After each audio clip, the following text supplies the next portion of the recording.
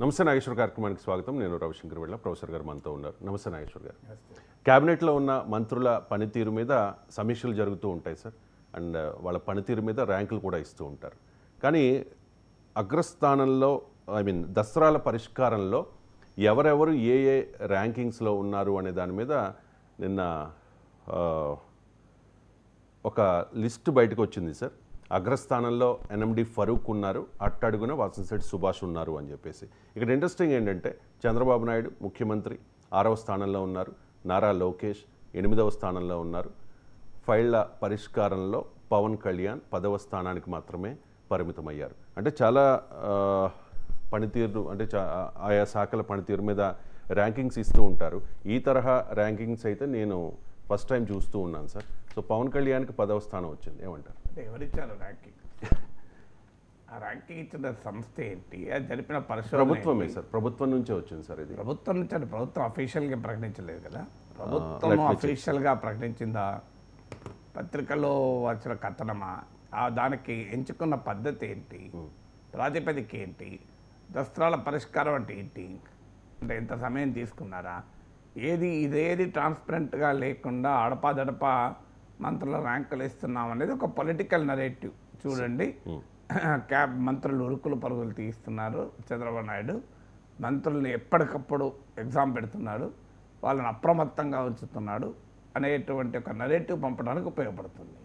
కానీ ఆ మంత్రుల పనితీరును అంచనా వేసేందుకు ఏ శాస్త్రీయమైన కొలబద్ద అనుసరించారు, ఆ శాస్త్రీయమైన కొలబద్దను ఎవరు స్టడీ చేశారు, దసరాలను పరిష్కరించడంలో మంత్రి పాత్ర ఉంటుందా, అధికార పాత్ర ఉండదా? ఎందుకంటే దసరా ఎప్పుడు మంత్రికి వస్తుంది ఒక ఫైలు, మొత్తం బ్యూరోక్రసీలు అయిపోయినాక ఫైల్ వస్తుంది కదా. సో అందువల్ల ఇప్పుడు పవన్ కళ్యాణ్ 10వ ర్యాంక్ అంటే అది పవన్ కళ్యాణ్ తప్ప, ఆయన దగ్గర ఉన్న ప్రిన్సిపల్ సెక్రటరీ తప్ప, లోయర్ బ్యూరోక్రసీ తప్ప, హెడ్స్ ఆఫ్ డిపార్ట్మెంట్ తప్ప ఒక ఫైల్ రావాలి అంటే అక్కడి నుంచే రావాలి కదా. ఆయన పరిష్కరించాలంటే ఆయన దగ్గరకు వచ్చినాక ఆయన చూడడం లేదా?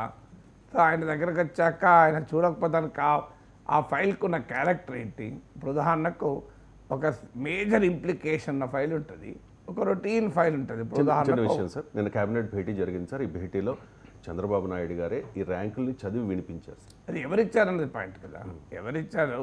ఎవరిచ్చారు ప్రాతిపదిక ఏంటి అనేది, ఎవరిచ్చారు ప్రాతిపదిక ఏంటి? ఇప్పుడు ఉదాహరణకు రొటీన్గా మంత్రి దగ్గరకు ఒక ట్రాన్స్ఫర్ ఫైల్ వస్తుంది, ట్రాన్స్ఫర్ ఫైల్ సంతకం చేసి పంపించేస్తాడు.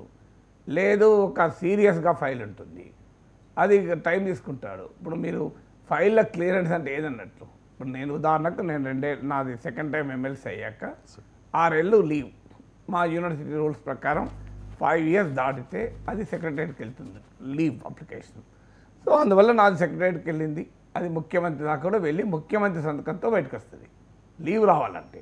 ఇప్పుడు నా లీవ్ ఆ ఫైల్ వచ్చింది అనుకోండి, సీఎం ఏంటంటే సైన్ చేసి పంపిస్తాను. లీవ్ ఉన్నది లీగల్గా నాకు రైటు రావడం రూల్స్ ప్రకారం వచ్చేది, రొటీన్గా సైన్ చేసి పంపిస్తాడు. ఇంకో దగ్గర ఒక 10,000 కోట్ల విలువైన భూమిని ఒక కంపెనీకి ఇవ్వాలి. ఆ ఫైల్ ఈ ఫైల్ ఒకటేనా? ఫైళ్ళ పరిష్కారం అంటే ఏంటి? ఇప్పుడు నాగేశ్వర్ అనే యూనివర్సిటీ ప్రొఫెసరు 5 years కన్నా ఎక్కువ లీవ్ అడుగుతున్నాడు కనుక ఆటోమేటిక్గా అది approval of the chief minister అవసరం కనుక ఫైల్ వచ్చింది. ఏదో టెక్నికల్ నిజంగా అయితే చీఫ్ మినిస్టర్ అవసరం ఉండకూడదు, కానీ మన రూల్స్ అట్లుంటాయి. ప్రధానికి సీఎంతో లింక్ చేస్తారు, ఎక్కడో ప్రిన్సిపల్ సెక్రటరీ సంతకం చేసి ఇచ్చేయచ్చు, ఎందుకంటే అఫీషియల్లీ ఎలో అది లీగల్లీ ఎంటైటిల్ లీవ్ వాళ్ళు ఏమున్నది. సో అందులో లెజిస్లేటర్గా ఉండే లీవ్, దానికి జడ్జిమెంట్లు ఉన్నాయి, సుప్రీంకోర్టు, పార్లమెంటు, యూజీసీ సర్క్యులర్స్ ఉన్నాయి, లీవ్ ఇవ్వాల్సిందే ఎట్లా. సో దానికి సంతకం పెట్టడం వేరు, 10,000 కోట్ల భూమిని ఒక కంపెనీకి ఇవ్వడం వేరు, రెండు ఒకటే నా ఫైల్లే. అంటే ఫైళ్ళ పరిష్కారం అంటే ఏంటిది? ఏ టైప్ ఆఫ్ ఫైల్స్ను, ఆ ఫైల్ చిన్న ఫైల్ ఉంటుంది, సీరియస్ ఫైల్ ఉంటుంది, నాన్ సీరియస్ ఫైల్ ఉంటుంది కదా. ఫైనాన్షియల్ ఇంప్లికేషన్ ఫైల్ ఉన్నది ఉంటుంది, ఫైనాన్షియల్ ఇంప్లికేషన్ లేని ఫైల్ ఉంటుంది, ఇతర డిపార్ట్మెంట్లతో లింక్ అయి ఉన్న ఫైల్ ఉంటుంది, డిపార్ట్మెంట్తో సంబంధం లేని ఫైల్ ఉంటుంది. ఒక ఫైల్లో ఉండేటువంటి కాంప్లెక్సిటీస్ ఉంటాయి, ఫైల్లో ఒక ఆర్డినరీ రొటీన్ బ్యూరోక్రాటిక్ ఫైల్ ఉంటుంది, అన్నీ ఒకటేనా ఫైల్ అంటే? ఫైల్ అంటే ఏంటిది? ఇప్పుడు నిర్ణయాలు తీసుకోవడంలో ఎంత వేగంగా తీసుకుంటున్నాడని నన్ను టెస్ట్ పెట్టాను మా ఫ్యామిలీలో. ఇలా ఏం టిఫిన్ చేయాలన్న నిర్ణయం ఉంటుంది, కూతుర్ను ఒక టాప్ యూనివర్సిటీలో చదివించడం అనే నిర్ణయం ఉంటుంది. ఏ యూనివర్సిటీ చదివించడం ఒకటేనా?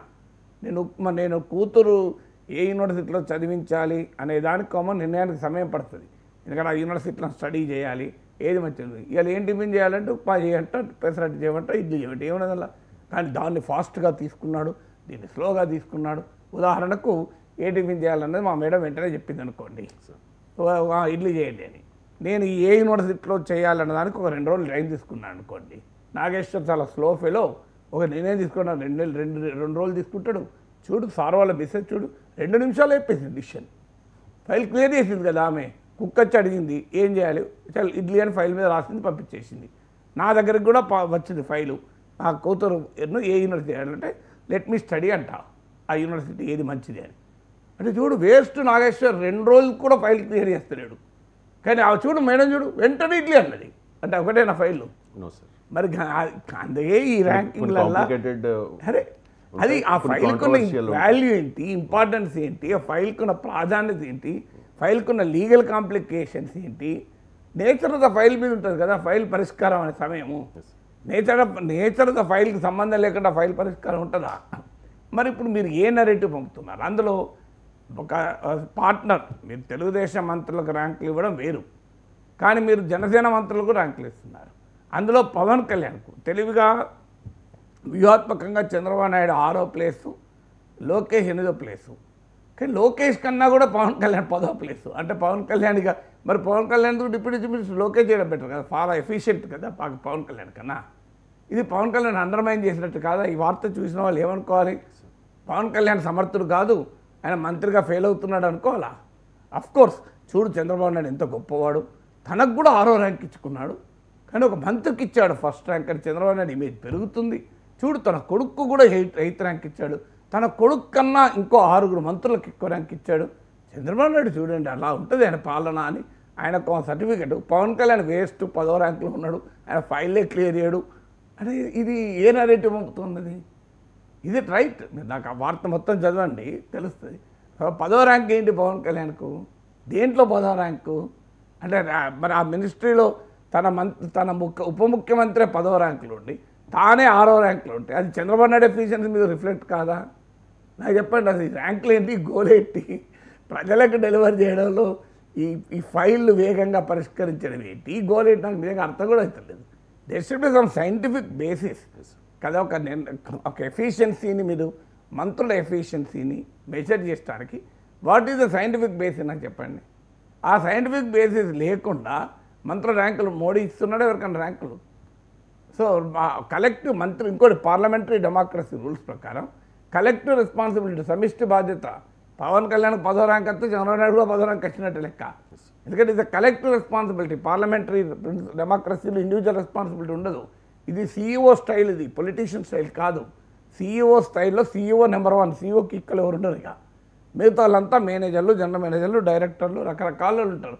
వాళ్ళకి మీరు ర్యాంకింగ్లు ఇచ్చుకోవచ్చు. కానీ parliamentary democracy is not bureaucracy or not corporate sector.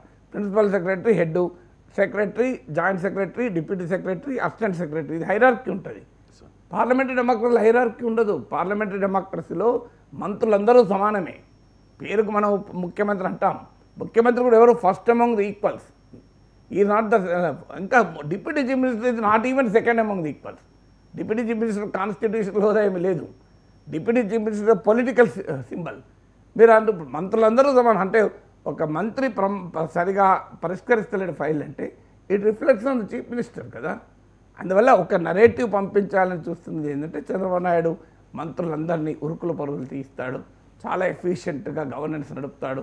Leadership అంటే చూడు అందరికీ మార్కులు వేస్తుంటాడు, టెస్టులు పెడుతుంటాడు, ఎగ్జామ్ పెడుతుంటాడు.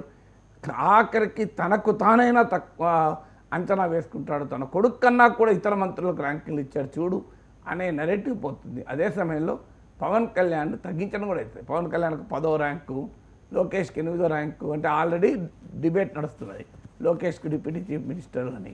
ఇప్పుడు this will send wrong signal కదా. మరి జనసేన వాళ్ళు ఎలా రియాక్ట్ అవుతారో నాకు తెలియదు. రైట్. జనసేన వాళ్ళు ఎవరు రియాక్ట్ అవ్వలేదు, కానీ అమ్మటి రాంబాబు మాత్రం రియాక్ట్ అయ్యారు సార్. ఒకసారి ట్వీట్ ప్లే చూపించండి. మంత్రివర్గపు ర్యాంకులలో 8, 9 స్థానాలను సాధించిన లోకేష్, పవన్లకు అభినందనలు అంటూ చాలా సెటైరిక్గా ట్వీట్ చేశారు సార్.